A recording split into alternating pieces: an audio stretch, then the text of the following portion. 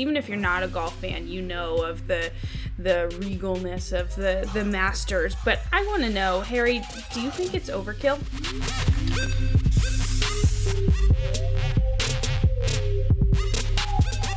Thanks for being here, everybody. This is episode 60-something and month whatever of 2020, and it's No Putts Given. I'm here with Harry, Chris, and Tony. Guys, I want to jump right into our topics today, the first one being a check on your mental health. How did each of your mental health weeks go? Chris? Great.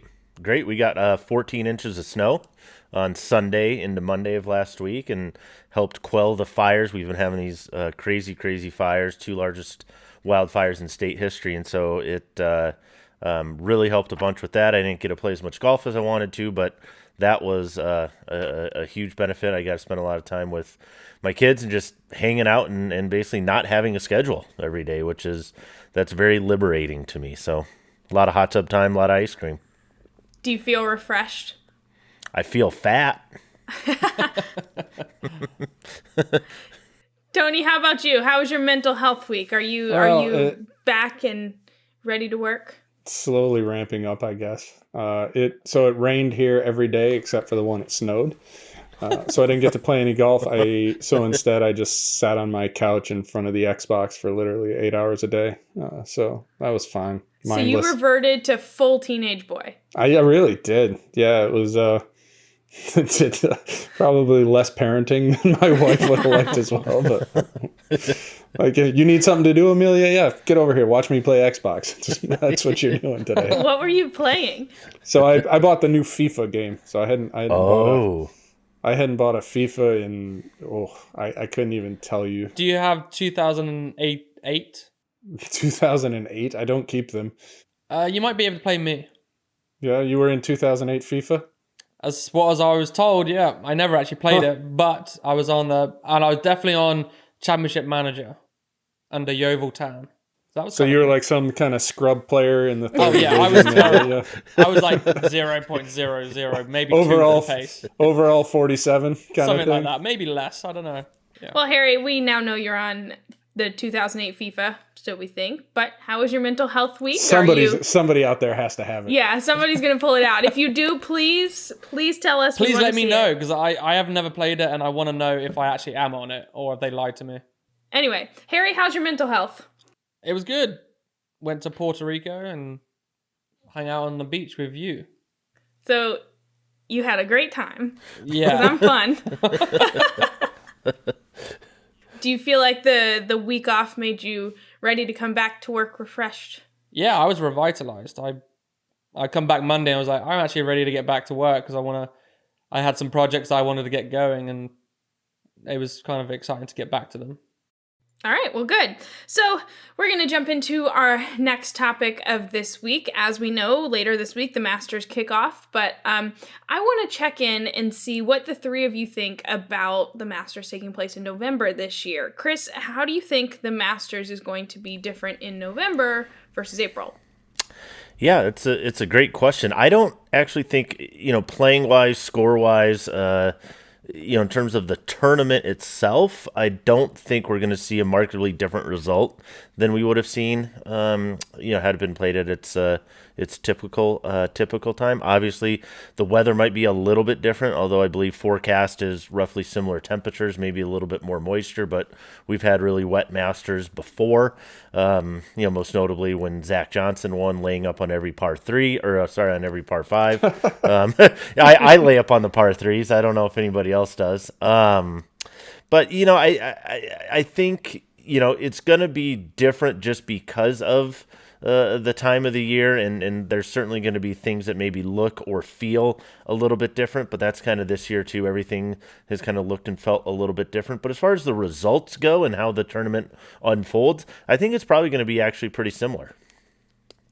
Okay, well, that's good news for Masters fans. Harry, what do you think? Do you think it's going to be different taking place in November? Potentially the weather, but that's about it. The rough might be slightly different with the thickness of the rough, but again, I've never been to the Masters, so I don't know how thick it was to begin with in the April when they used to do it. Well, when they did it last year, but The greens they can control. They can control how firm and fast they are, or soft and slow they want to be.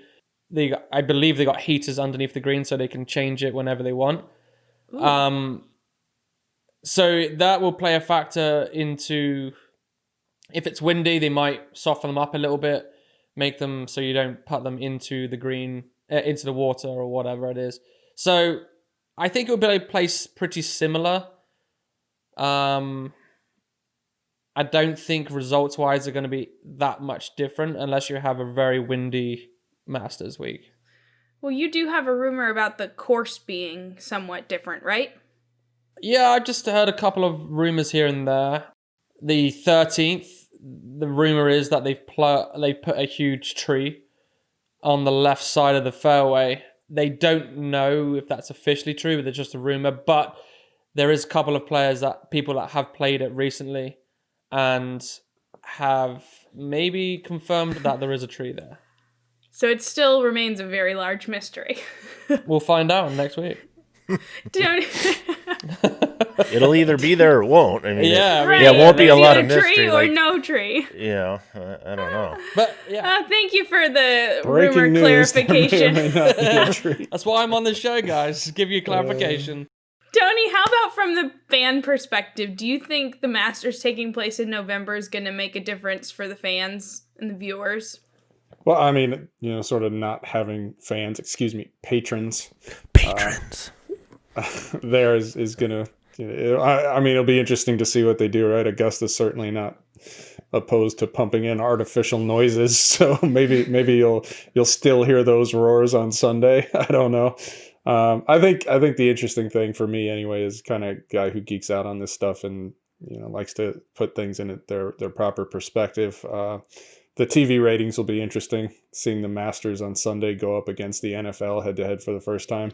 Oh, I hadn't thought of that. Yeah, I expect that it's, in terms of viewership, it's going to be absolutely trounced. And in that respect, it's going to be the least watched Masters basically in history, or in recent history, in the sort of modern cable TV era, if you will. So that's something to keep an eye on. It's always interesting, just for me, that kind of thing, to keep perspective on how wildly unpopular golf is on TV by comparison. And that's, not to crap on the game that provides my livelihood, but that's just the reality. And so it does kind of, provide evidence that there is room to grow the sport and grow the popularity of it. And, hopefully when those numbers come back, and if they are what I expect them to be, there'll be a huge focus put on making the game more interesting as a television viewing option. But is golf the one sport this year that doesn't have an asterisk by it? I mean, the NFL's been plagued by COVID. The MLB was plagued by COVID. The NBA was in a bubble. Is golf the one thing that's been able to maintain relative normalcy? Well, no. I mean, we missed a major, right? Yeah. So and that hurt, and we missed. I think we were supposed to have a Ryder Cup this year, right? Is that right? I believe so. I believe that was on the docket. Yeah, I said relative. So and so I look at it as, do we play Sawgrass this year? I mean, I literally can't remember. And so that was like the first, right? You had Yeah. the players was going to be that week after, and you had that stuff, and it's like, I think the thing with the NFL season and Major League Baseball, whatever, is, you had shortened seasons, right? And so in order to get stuff done, NBA the same way, need people existing in a bubble, right? They had to do what they had to do to get it done. If you had played that same season, for baseball over a longer or the typical length of season, would the Dodgers have still won? Yeah, maybe not. But I would say in defense of golf, the Masters is going to be 4 rounds, 18 holes around, is going to be the same course. Yeah, there won't be the fans, so it's going to be a different atmosphere. And for some players, that's probably a benefit. For others, probably not. But it's going to be the same length, right? 18 holes, 4 rounds, 72 holes, lowest score wins. Other sports can't necessarily make that same argument. So. Yeah, I think a major counts as much in 2020, and arguably more than it would in any other year. But conversely, my aggressive estimate is, if you take kind of the casual golf fan, the guy who bumps up viewership on the weekends, there's maybe, and this is, I think, a high estimate, 8 tournaments in any given year he actually gives a shit about. And so, I think this year that number's been trimmed to 3 or 4. And so in that respect, there is an asterisk, right? Golf has been trimmed no differently than any other sport. But, like I said, still counts. And it's certainly not a bad thing that the Masters is being played. Well, even without patrons, the Masters is still full of pomp and circumstance. Even if you're not a golf fan, you know of the regalness of the Masters. But I want to know, Harry, do you think it's overkill? Never. I mean, Masters is one of the most sought after golfing events, in my opinion. You're in a wonderland when it comes to golf mecca. It is the greenest of greens, the perfect, because they paint it. Well, yeah, they do paint it. Yeah, they do. It's artificial. But that's what makes it so magical in a way. It's like going to Lapland at Christmas, and it is one of those ones that I would go. Wait, well, can we pause? Going to where? Lapland? Yeah, Lapland. Like the northern part of the Scandinavian peninsula. LAP land? Lapland. I thought it was a strip club. I swear. That's what it sounds like. I need all my English people to come and revolt right now and just say, yes, this is a thing. No, it's the North Pole. So you go up and see Father Christmas. Which actually also kind of, if you think about it, sounds like a strip club. I feel like Harry was lied to a lot as a child. When we have children, you are not allowed to say Lapland instead of the North Pole. Nobody should take their kid to Lapland. They should. They should. And I encourage it.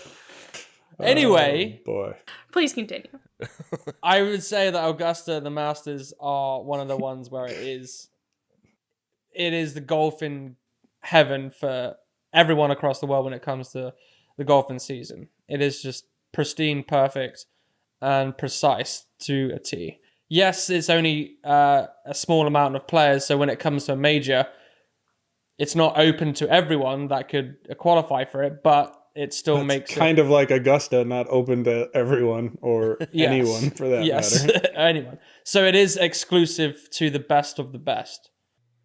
Chris, what do you think? Do you think the pomp and circumstance extends beyond just the condition of the course? I mean, you think of the Kentucky Derby and you're supposed to drink your mint juleps and wear your hats. Is there some of that element to the Masters? Yeah, I think, that's the give and the take with it, right? Like the Masters really is a tradition unlike any other, right? And I'm wearing my Masters gear because it's kind of fun, and I think it's one of those things. It is unique, it is special. It's the leadoff hitter, right? Typically, in a season, you've had this extended period of time, from November, December, etc., when there used to be a real off season, and it's that first major. So it's kind of like this awakening, right, in the spring. And that's kind of when the season, really kicks off and hope springs eternal. And it's kind of a symbolic of all these things about golf. And it is very manicured. It is Disneyland manicured, right? You don't see a piece of trash on the ground hardly ever. You're always walking this line between, manicured, intentional, very, very special, and perhaps a little bit contrived, right? Where you're painting things to make sure that they look a certain color. When the Masters, when they started, mowing the fairways a different direction, people think, well, that was a distance thing. Not really. It was for HD TV. It was really at the advent of HD TV, and when you mowed it that direction from based on where the camera angles were, it made the fairways look more green, and that's exactly why they did that. So from pumping in bird music to these things where, it is unlike anything else. You get an invitation to it. Players talk about how special that is, that it really is different than any other tournament that they play. It is so well taken care of, from what I understand. Never been there. So it is unique and special and different, but there's also a lot of interesting rules. People, you're not a fan, you're a patron. You can't refer to it as rough or deeper rough. It's the first cut and the second cut. The famous story, right, with Gary McCord basically getting his lifetime ban for referring to the speed of the greens as being bikini waxed, which was probably an apt descriptor. But the top brass at Augusta didn't like it and said, you're basically never welcome back here. And so there's a fine line So between. he's living in Lapland now. I hope so, Gary. If you hear this, I hope that's where you are. But so there's a really fine line between rules and some of the freedoms that go with that, but also, it's a fiefdom. When you're in Augusta, it is the fiefdom, and you're subject to those rules, and some are awesome, I'm sure, and some are a little much. So, Tony, is it overkill? Chris danced around is it overkill a little bit. Harry said, no, it's not. Yeah, it is. It's absurd, it's pretentious, and it's elitist. How about that? It is overkill. Although, having said that, to a degree, I am also torn. Like, the Masters is as close to the Super Bowl as golf gets, even though, like, Hold on, no. I've been to the Super Bowl. As golf gets. And this is... They don't have those kind of rules there. Well, but in terms of, like, where it fits, what it means to the sport. Okay.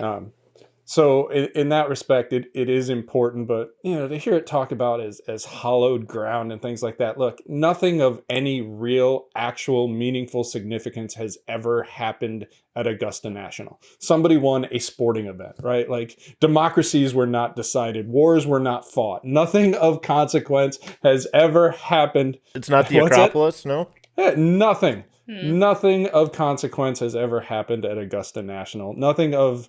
I don't want to say will ever happen because you never know, but it is unlikely. At the end of the day, it's a golf course. That's it. It is a golf course. It is a very nice golf course. If you had the chance to play Augusta, would you play it? Absolutely, but that's, there are a lot of courses I would love to play, but none of them qualify as hallowed ground. Well, how about this? Well, don't tell that to UVA to compare it to, people. right, you called it the Mecca of golf. It's nothing. It is not a sort of meaningful destination for anybody out of this tiny little microcosm of the universe. And again, like I said, it's golf Super Bowl, but put the Masters, let's say the Super Bowl was being played this weekend alongside the Masters. I mean, you'd kind of see on scale how little it actually matters. All right, but put it this way. If you had a chance, a lot of people don't get to go to the Super Bowl. Can I pause you for a second, Harry? Up until a couple of years ago, I wouldn't have been allowed to set foot on it. You mean as a female? Yeah, as a female. Yeah.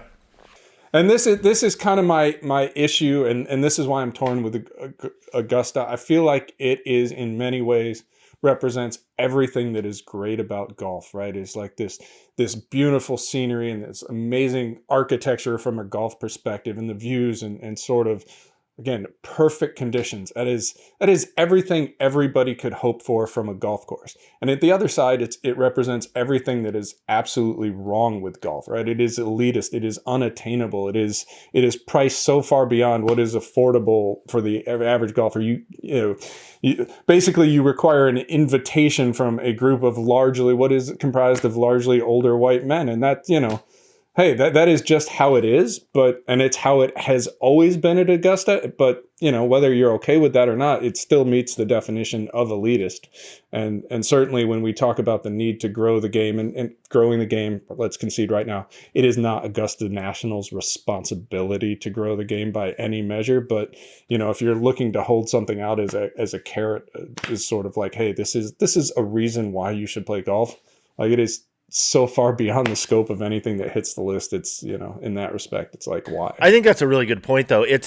It really is. It's everything that people would say you love and probably both hate about the game, and it's all in one place, right? Like you said, it's this sheer like exemplar of beauty and what you want a course to look like, right? It's the streamline. At the same time, it's unattainable for the vast majority of golfers.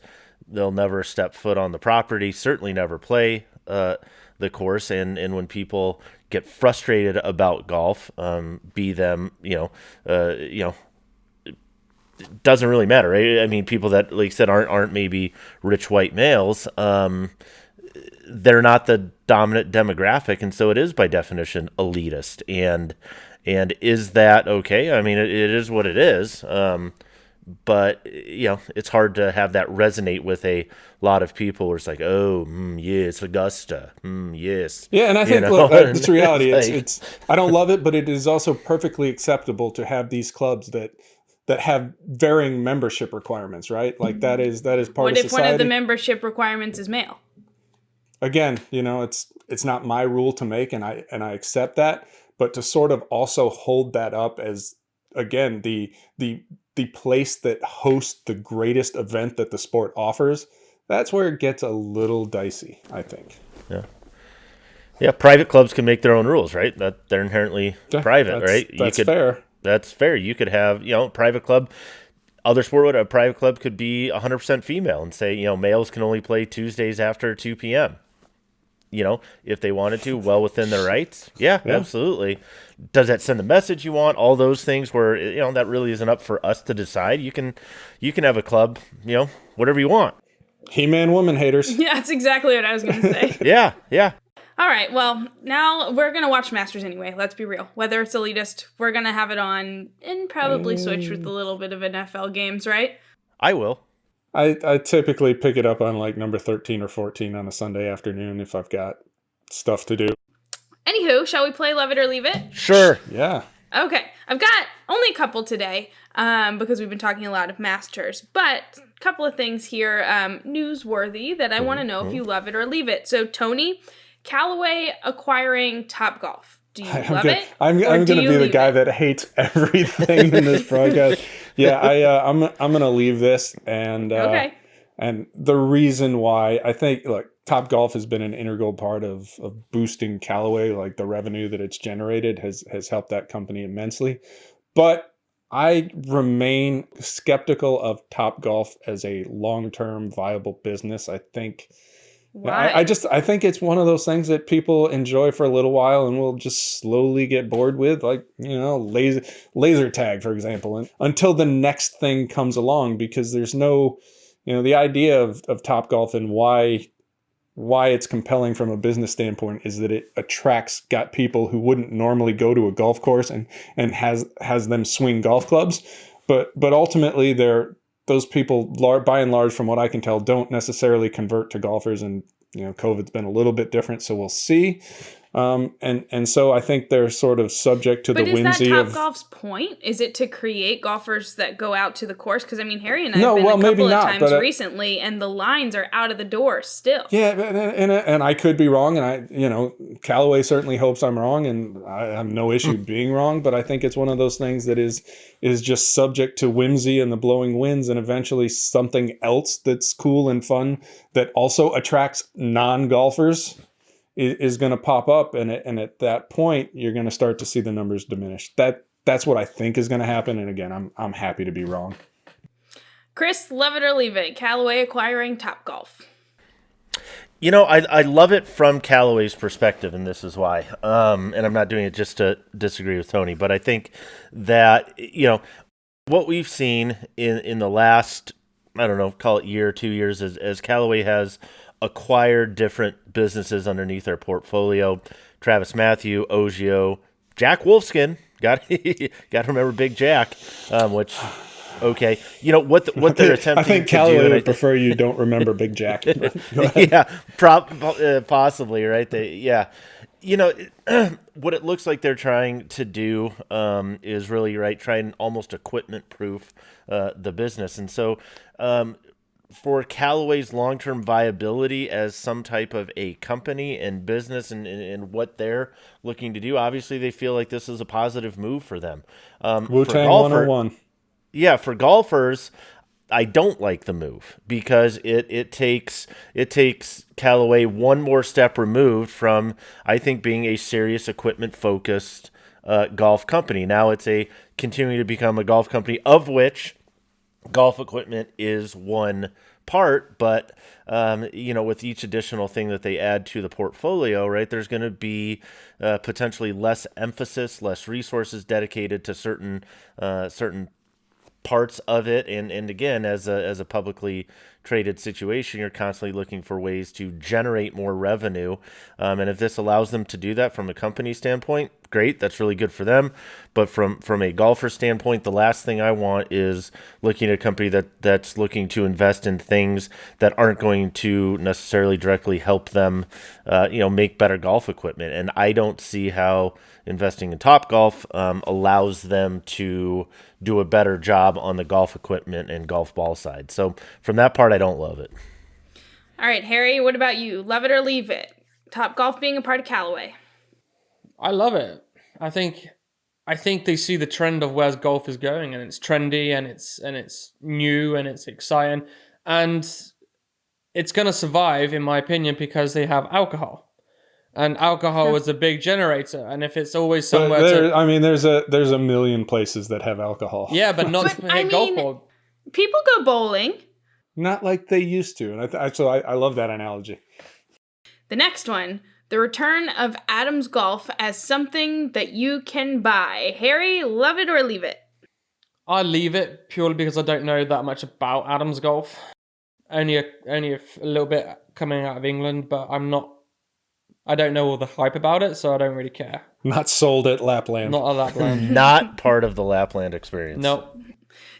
Tony, how about you? Love it or leave it? Adams Golf making a comeback. Guess I'm kind of indifferent here. Like this basically TaylorMade still owns Adams. They've farmed off the Adams website and the whole business to like some third party kind of, I don't want to say necessarily infomercial, but that's basically kind of the marketing level that you're dealing with here. So I guess I'd leave it in so much as it's not really the return of Adams Golf. It's just a monetization strategy around the brand that people have heard of that, is almost certainly not going to create anything that remotely resembles a compelling product for the average MyGolfSpy reader.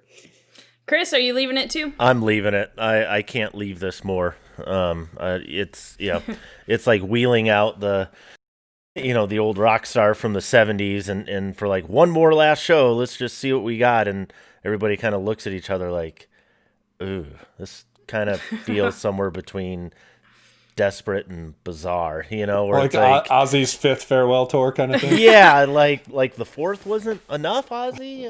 Like it just feel, it certainly isn't the way that I want to remember Adams Golf. And now this puts a more potentially a more recent memory in people's heads of and like Harry said, you're not familiar with the brand, maybe like some of us have been throughout where Adams got to a point where I would put it up, as arguably one of the most underrated, if not the most underrated company at that time when it was acquired. They made phenomenal fairway woods. The XTD TI line was one of my favorites. The 9064 LS driver had some kind of that iconic style and kind of cultish following to it. And Adams had this really cool persona within that. And people that see this, infomercial, 3 easy payments of $49.99 and free shipping. And oh, wait, if you buy 2, we'll toss it. It has that kind of feel to it, and I feel bad that people are going to associate that with. That's kind of the original Adams, though, right? Like that's kind of how Adams started. So it's all the way back to what it was. But in today's modern world, and Adams having evolved significantly from that, where it started, going back to its roots is just not interesting. No, it's kind of. Yeah, here's a terrible analogy. When you're little baby, you're born, you start in diapers, you get really old, you end up in diapers again, and it just ain't pretty. There it is. And there's Adams in diapers again. Don't want to think about it. Yeah. I actually think that's a great metaphor. And on that, we're going to move on to our last love it or leave it. And guys, let's keep this one succinct because I'm going to ask you the same question again next week. The Masters in November. Love it or leave it. Tony? Either way, I don't care when it is. Come on. I'll love it, I guess. Okay, cool. Chris, how about you? The Masters in November, love it or leave it? Leave it. Okay. Is there a leaf rule? Is there a leaf rule in play? Leave it. I don't like it. But it loses that hope springs eternal. Let's get going. It's April. Those vibes around. This is April. it. This is the end of the season. It's of a miserable season. Yeah. Got it. Leave it. I'm bet Chris convinced me. I'm leaving it. Leaving all of it. I mean, this is limping into the end of the year that everybody wants to end. You know, there you go.